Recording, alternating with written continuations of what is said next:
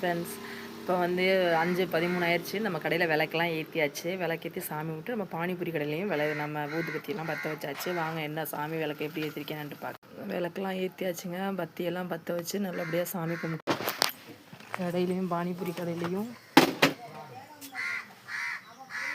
ஊதுபத்தியெல்லாம் வச்சு சாமியெல்லாம் கும்பிட்டாச்சு.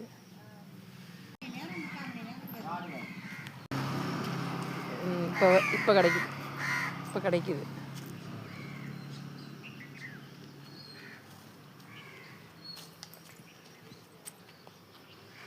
நல்லபடியாக நம்ம விளக்கெல்லாம் ஏற்றியாச்சு. கடைக்குள்ள ஊதுபத்தியும் பற்ற வச்சிட்டோம்.